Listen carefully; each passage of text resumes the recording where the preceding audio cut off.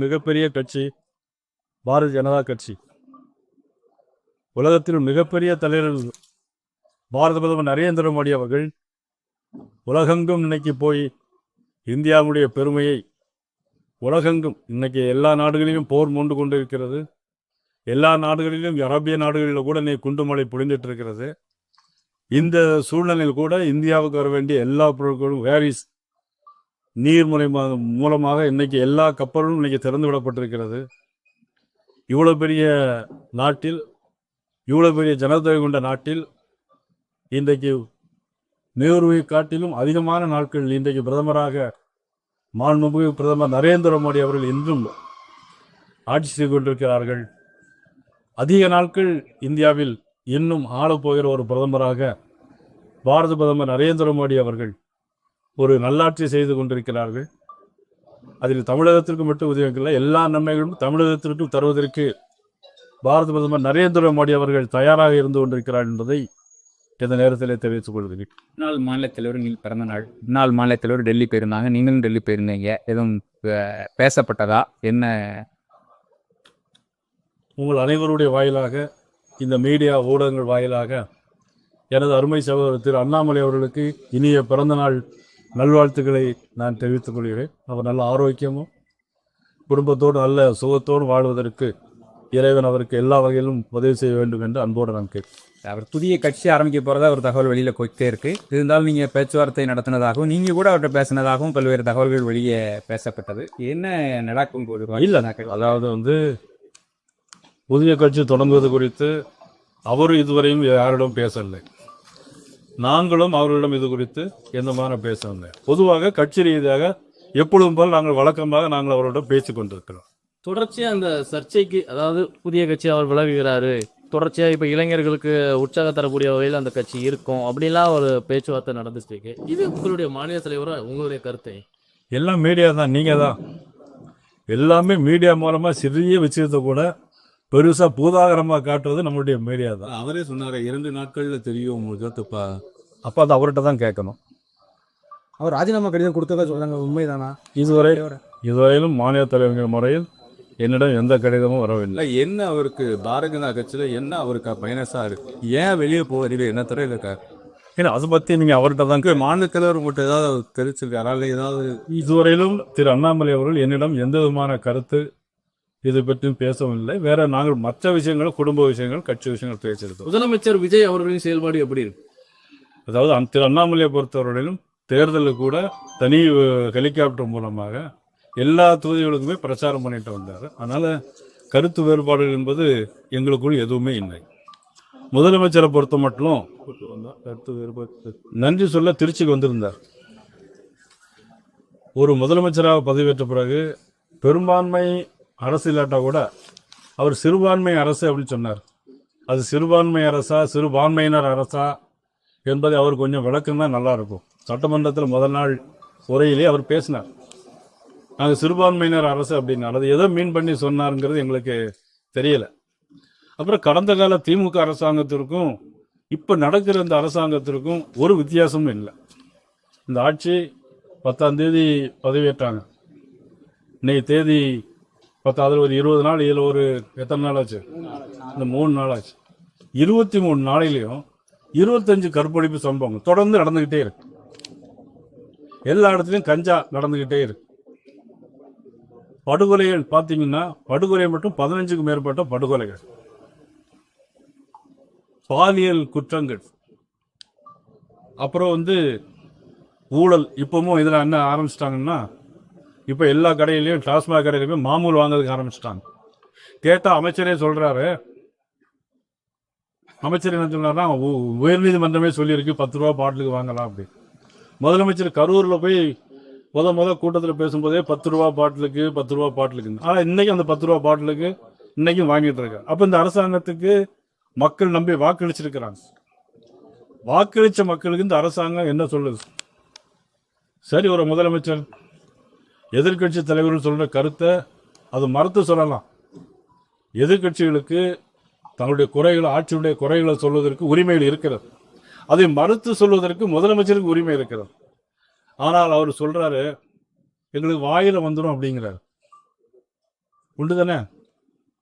ஒரு முதலமைச்சர் வாயில் வரும்னா வாயில் எது வரும் தெரியல. இந்த வாக்கள் தற்கூறின்னு சொல்றாங்க. அதனால மக்களை யாருமே மக்களை தற்கூறின்னு சொல்லலை. அவர் எனக்கு உங்களுக்கு வாக்களித்தால் அவங்க நல்லவர்கள், எனக்கு வாக்களித்தால் தற்கொலையா? மக்களை பற்றி யாரும் குறை சொல்லல. எவர் எப்படி சொன்னாலும் ஒரு முதலமைச்சர் பொறுப்போடு உணர்ந்து கொள்ள வேண்டும். நீங்கள் சொல்றது எது வேணாலும் சொல்லலாம். ஒரு முதலமைச்சர் வந்து வாயில வரும் அப்படிங்கிறத ஒரு தமிழ்நாட்டு மக்கள் அவருடைய கொச்சைப்படுத்தியான வார்த்தை அது. இனிமேல் முதலமைச்சர் அதை தவிர்த்து கொள்ள வேண்டும். அது மத்திய இணையமைச்சராக போகிறதா நீங்கள் ஒரு பரபரப்பான பேச்சு பக்கம் போயிட்டு இருக்கு. நான் டெல்லிக்கு போயிட்டு வந்தேன். எங்களுடைய அகில இந்திய பொதுச் செயலாளர் மட்டும் பார்த்துட்டு வந்தேன். பட் இது குறித்து எனக்கு எந்த விதமான கருத்து இது வரல. நீங்கள் தான் சொல்கிறீங்க. நேற்று எல்லா தொலைக்காட்சியிலும் பேசப்பட்ட குரல் இதுதான். தொலைக்காட்சியில் தானே எல்லாமே பேசப்படல. அதனால தானே அவர் கேட்காரு. அவரை இல்லை, அது பற்றி எனக்கு எதுவும் தெரியும். தேர்தலுக்கு முன்பாக ஒரு கவுன்சில் கூட ஆகவில்லை விஜய். அவர் பேச வேண்டாம். நீங்க இப்போ அவர் டைரக்டா ஒரு முதலமைச்சர் ஆயிட்டாரு. எப்படி பாக்குறீங்க? உண்மையில் அது ஒரு ஆச்சரியமான விஷயம் தான். இன்னும் ஆச்சரியத்தில் இருக்கு. அவருக்கே ஆச்சரியத்தில் இருக்கு. எப்படி ஜெயிச்சோம்னு எனக்கு இல்லை, அவருக்கு ஆச்சரியம். இன்னும் அப்படியே தானே அசம்பிளியில் இருக்க, எதுவும் பேசவில்லை. சட்டமன்றத்தில் அவர் வந்து இன்னும் மக்களுக்காக நான் கற்பழிப்பு சம்பவம் நடக்கலை, பாலியல் குற்றங்கள் நடக்கலை, டாஸ்மாகில் எங்கள் ஆட்கள் ஊழல் பண்ணலை அப்படிங்கிற அவர் சொல்லணும்ல. அவரை முதலமைச்சராக பொறுப்பேற்றுக் கொண்ட விஜய் அவர்கள் அவருடைய பொறுப்பை இதுவரை உணர்ந்திருக்கிறதா நினைச்சிருங்க? இதுவரை அவர் பொறுப்பை உணர்ந்து நடந்திருக்கிறதாக எனக்கு ஒன்றும் தெரியாது.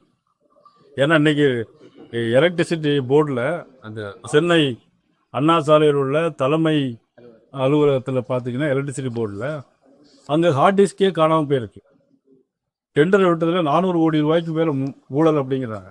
இந்த 20 நாளைக்குள்ளே ஹார்ட் டிஸ்க் காணாமல் போனால் இன்னும் எத்தனை நாள் இருக்கு? இல்லை, அது அதில் சொல்லியிருக்காரு, அமைச்சர் தெளிவாக சொல்லியிருக்காரு. இதுக்கு முன்பு இருந்தவங்க அரசோட உதவியோட அதிகாரிகள் யாராவது, ஊழியர்கள் யாராவது இன்னைக்கு அரசாங்கம் யாருடைய அரசாங்கம் இல்லை. இது முன்பு இருந்து ஊழல் பண்ணாங்க, சரி நீங்கள் கண்டுபிடிங்க. இன்னைக்கு அரசாங்கம் யாருடைய அரசாங்கம் நடக்கு? மதிப்புக்குரிய திரு ஜோசப் விஜய் அவருடைய அரசாங்கம். அது யாருக்கும் மாற்றுக்கிறது. அதில் தான் இன்னைக்கு களவு போயிருக்கு. களவு போனதான் நான் சொல்கிறேன் தவிர அதுக்கு முந்தைய ஊழல் நடந்த பற்றியோ இப்போ நடந்த பற்றியோ நான் சொல்லலை. சார், நிறைய குற்றச்சாட்டை முன்வைக்க குற்றச்சாட்டுகளை எல்லாம் அவர் தன்னுடைய பொறுப்பில் அக்கௌண்டபிலிட்டி அவர் இதுவரைக்கும் எடுத்துக்கொள்ளல அப்படிங்கிறது வந்து எந்த காக்கு? நிச்சயமாக அவருடைய அது வந்து எப்படின்னா அவருடைய முதலமைச்சர் பொறுப்பிலிருந்து அவர் தவறி இருக்கார். விஜய் அரசு பொறுப்பேற்ற பிறகு அந்த இருமொழி கல்வி கூட இன்னும் ஸ்ட்ராங்காக இருக்காங்க சார். மும்மொழி கல்வி கூட எதுவுமே வந்து இன்னும் கூறியா பேசுமா? அதாவது எல்லாருமே இந்த நாட்டை பொறுத்த மட்டும் ஒரு விஷயம் தெளிவாக வச்சுக்கணும். எந்த மொழியாக இருந்தாலும் இஷ்டப்பட்ட மொழியை படிக்கிறதுல எந்த தவறும் இல்லை. எல்லா மொழியிலையும் காவியங்கள் இருக்குது, காப்பியங்கள் இருக்குது, புதினங்கள் இருக்குது. ஒவ்வொரு மொழியை படிக்கும்போது ஒவ்வொரு மொழியில் உள்ள விஷயங்களையும் அறிவார்ந்த விஷயங்களையும் எல்லா விஷயங்களும் நம்ம எடுத்துக்கிடலாம். அதனால் மொழியை படிக்கிறதுல வந்து இது ஒரு இருமொழி கொள்கைன்னு அந்த காலத்திலேருந்து பேசிட்டு அண்ணாமலையே எதிர்த்திருக்காரு. 6 வருஷம் அதுக்கு முன்னாடியே கொண்டு வந்த அவங்க என்ன சொல்லியிருக்காங்கன்னா, மதிப்புக்குரிய அண்ணாமலை அவர்கள் சொன்னது 30 வருஷம் வர வேண்டிய இப்போ தபால் வந்திருக்கு அப்படின்னு சொல்லியிருக்காரு. தவிர அதையும் நம்ம மீடியா தான் எல்லாமே பெருசாக்கிட்டு இருக்கல. டெல்லிக்கு போனது கூச்சிராரை மட்டும் பார்த்தேன்னு சொல்றீங்க. நான் பிரதமர் ஐயோ அல்லது உள்துறை அமைச்சரையோ பார்ப்பதற்கான வாய்ப்பு இல்லையா? அதுக்கான முயற்சி இல்லையா? அவங்க உங்களை இல்லை, இப்போ நான் போனதே மதிப்புக்குரிய நம்ம வேளாண் துறை அமைச்சரை பார்க்க தான் நான் போயிருந்தேன். அப்போ அவர் பார்த்துட்டு, அதாவது ஃபெர்டிலைசர்ஸில் ஆர்கானிக் பயோடெக்னிக்கில் உரங்களை எப்படி கம்மி பண்ணி கொண்டு வரலாங்கிறதுக்காகத்தான் அவரை சந்தித்து நான் பேசியிருந்தேன். அந்த சமயத்தில் பொதுச்செயலாளரையும் பார்த்துட்டு நாங்கள் நேரே வந்துட்டோம்.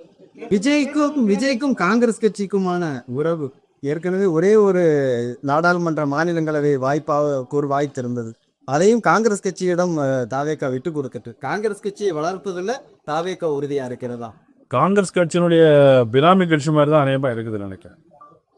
ஏன்னா இன்றைக்கி ஒரு முதலமைச்சராக பதவி இருக்கும்போது முதலமைச்சர் அமைச்சர்கள் மட்டும்தான் அதில் இருப்பாங்க, கவர்னர் இருப்பாங்க. ஆனால் இன்னைக்கு காங்கிரஸ் கட்சியினுடைய தலைவரே வந்து இன்னைக்கு ராகுல் காந்தியே வந்து அந்த ஃபோட்டோவில் கூட வந்து ஃபோட்டோ எடுக்காரு, பதவியேற்பாளர் கூட இருப்பது வந்து அது வந்து இதுக்கு முன்பு அது நடைமுறையில் கிடையாது. அதனால ராகுல் காந்தியுடைய காங்கிரஸை மறுபிம்பமாக இருப்பாரு. தொகுதியை எடுத்துக்கிட்டீங்கன்னா இப்போ அதிமுக சார்பில் எஸ்கே சுப்பையா போட்டிட்டு இருந்தாரு, காங்கிரஸ் அவங்கள ஏற்று போட்டிட்டு இருந்தது, தமிழக வெற்றிகளும் அவங்களுக்கு ஆப்போசிட்டா. இப்போ 3 பேருமே ஒரே அணியில இருக்காங்க. திருப்பி அந்த சம்பந்தப்பட்ட அந்த தொகுதியில வந்து தமிழக வெற்றி கழகம் சார்பில் ஒரு வேட்பாளர் இறக்குனாங்கன்னா மக்களுடைய மனங்களை இதே மாதிரி 5 தொகுதியில் இருக்கக்கூடிய என்ன நினைப்பான்? அதாவது உண்மையில் இந்த தேர்தல் இடைத்தேர்தல் என்பது அது அவசியமில்லாத ஒன்று. இடைத்தேர்தல் வரலாம். ஒருத்தர் இறந்து போன பிறகு ஒரு தொகுதியில் ஒருத்தர் இறந்து போகலாம், அல்ல ராஜினாமா பண்ணியிருக்கலாம், உடல்கள் முடியாமல் ராஜினாமா பண்ணியிருக்கலாம். அப்போ இடைத்தேர்தல் வரலாம். இது வந்து 10-20 நாள் கூட ஆகலை இடைத்தேர்தல் வருது அப்படின்னா இது மக்களை வந்து ஏமாத்துறது மாதிரி, மக்களை ஏமாளிகளாக நினைக்கிறாங்க. எப்படின்னு ஜெயிச்சிடலாம் அப்படி. எடப்பாடியை பிடிக்காம தான் சென்றதுதான் அது அந்த உள்கட்சி பிரச்சனை. அதை பற்றி எனக்கு தெரியும். அதான் இப்போ அது அவருடைய அதிமுகவோட துறை வைக்க கூட சொல்லும் போது கூட இது வந்து அவங்க போனது சரிதான், 4 பேர் போனது சரிதான், ஏனென்றால் அவங்களுக்கு பிடிக்கல, அவங்க அடுத்த தொகுதி மக்களுக்கு ஏதாவது செய்ய வேண்டும் தான் அது அதுக்காக போனதா அவர் சொல்றாங்க. எல்லாருமே வரவேற்றாங்க. நீங்க எப்படி பார்க்குறீங்க? அது நிச்சயமாக அது வந்து வரவேற்க முடியாது.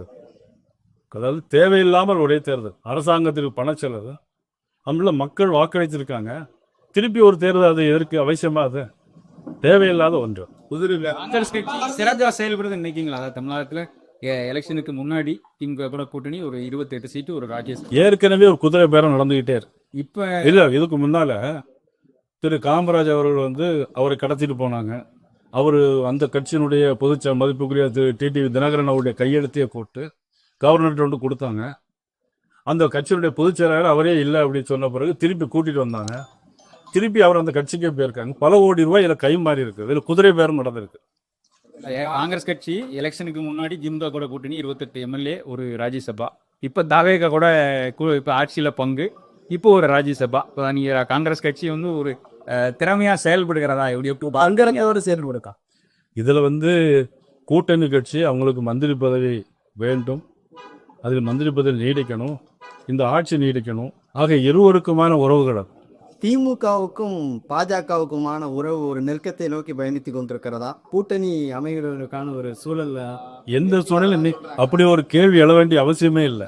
830 எம்பிக்கள், பாராளுமன்ற எம்பிக்களுடைய எண்ணிக்கையை 830 850 உயர்த்துவதற்கான நோக்கம் ஒரு தடவை போய் பயிரிடாய் போச்சு. இன்னும் திமுகவுடைய ஆதரவோட அதை கொண்டு வருவதற்காக வரக்கூடிய நாட்கள்ல ரெண்டும் நெருங்குறீங்க. சில இல்லை, அப்படி ஒரு கருத்து உங்களுக்கு வர வேண்டிய அவசியம் இல்லை.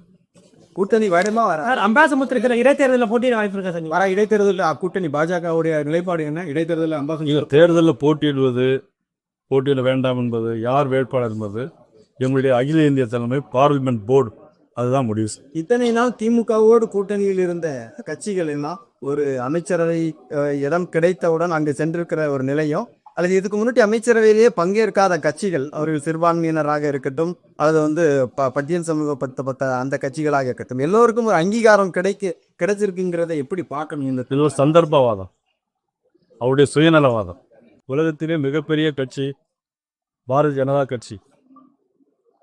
உலகத்தில் மிகப்பெரிய தலைவர்கள் பாரத பிரதமர் நரேந்திர மோடி அவர்கள் உலகெங்கும் இன்னைக்கு போய் இந்தியாவுடைய பெருமையை உலகெங்கும், இன்னைக்கு எல்லா நாடுகளிலும் போர் மூண்டு கொண்டு இருக்கிறது.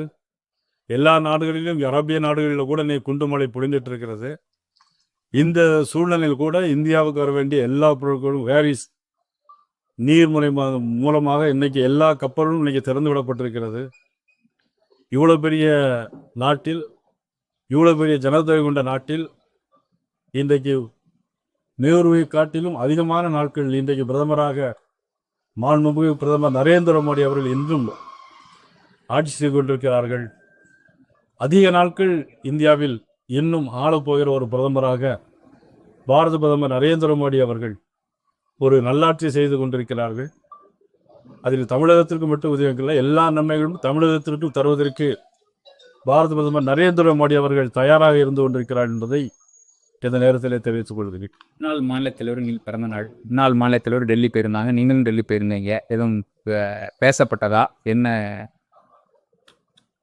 உங்கள் அனைவருடைய வாயிலாக, இந்த மீடியா ஊடகங்கள் வாயிலாக எனது அருமை சகோதரர் திரு அண்ணாமலை அவர்களுக்கு இனிய பிறந்தநாள் நல்வாழ்த்துக்களை நான் தெரிவித்துக் கொள்கிறேன். அவர் நல்ல ஆரோக்கியமும் குடும்பத்தோடு நல்ல சுகத்தோடு வாழ்வதற்கு இறைவன் அவருக்கு எல்லா வகையிலும் உதவி செய்ய வேண்டும் என்று அன்போடு நான் கேட்கிறேன். அவர் புதிய கட்சி ஆரம்பிக்க போகிறதா ஒரு தகவல் வெளியில் போயிட்டே இருக்கு. இருந்தாலும் நீங்கள் பேச்சுவார்த்தை நடத்தினதாகவும் நீங்கள் கூட அவர்கிட்ட பேசினதாகவும் பல்வேறு தகவல்கள் வெளியே பேசப்பட்டது. என்ன நடக்கும் போது இல்லை, அதாவது வந்து புதிய கட்சி தொடங்குவது குறித்து அவரும் இதுவரையும் யாரிடம் பேசவில்லை. நாங்களும் அவர்களிடம் இது குறித்து எந்த மாதிரி பேசவில்லை. பொதுவாக கட்சி ரீதியாக எப்பொழுதும் போல் நாங்கள் வழக்கமாக நாங்கள் அவர்களிடம் பேசிக் கொண்டிருக்கிறோம். தொடர்ச்சியா அந்த சர்ச்சைக்கு, அதாவது புதிய கட்சி அவர் விலகுகிறாரு, தொடர்ச்சியா இப்ப இளைஞர்களுக்கு உற்சாகம் தரக்கூடிய வகையில் அந்த கட்சி இருக்கும் அப்படிலாம் ஒரு பேச்சுவார்த்தை நடந்துட்டு இருக்கு. இது உங்களுடைய மாநில தலைவரா உங்களுடைய கருத்தை? எல்லாம் மீடியா தான், நீங்கள் தான். எல்லாமே மீடியா மூலமாக சிறிய விஷயத்தை கூட பெருசாக பூதாகரமாக காட்டுறது நம்மளுடைய மீடியா தான். அவரே சொன்னாரு 2 நாட்கள்ல தெரியும் உங்களுக்கு. அப்போ அது அவர்கிட்ட தான் கேட்கணும். அவர் ராஜினாமா கடிதம் கொடுத்ததா சொல்றாங்க, உண்மைதானா? இதுவரையிலும் மாநில தலைவர்கள் முறையில் என்னிடம் எந்த கடிதமும் வரவில்லை. இல்லை, என்ன அவருக்கு பாரதிய ஜனதா கட்சியில் என்ன அவருக்கு மைனஸா இருக்கு? ஏன் வெளியே போகிறீங்க? என்ன துறை இருக்காரு? ஏன்னா அதை பற்றி நீங்கள் அவர்கிட்ட தான் மாநில தலைவர் மட்டும் ஏதாவது தெரிவிச்சிருக்காரா? இல்லை ஏதாவது? இதுவரையிலும் திரு அண்ணாமலை அவர்கள் என்னிடம் எந்த விதமான கருத்து இது பற்றியும் பேசவில்லை. வேற நாங்கள் மற்ற விஷயங்கள், குடும்ப விஷயங்கள், கட்சி விஷயங்கள் பேசியிருக்கோம். முதலமைச்சர் விஜய் அவர்களின் செயல்பாடு எப்படி இருக்கு? அதாவது திரு அண்ணாமலையை பொறுத்தவரையிலும் தேர்தலில் கூட தனி ஹெலிகாப்டர் மூலமாக எல்லா தொகுதிகளுக்குமே பிரச்சாரம் பண்ணிட்டு வந்தார். அதனால் கருத்து வேறுபாடுகள் என்பது எங்களுக்குள் எதுவுமே இல்லை. முதலமைச்சரை பொறுத்த மட்டும் கருத்து வேறுபாடு நன்றி சொல்ல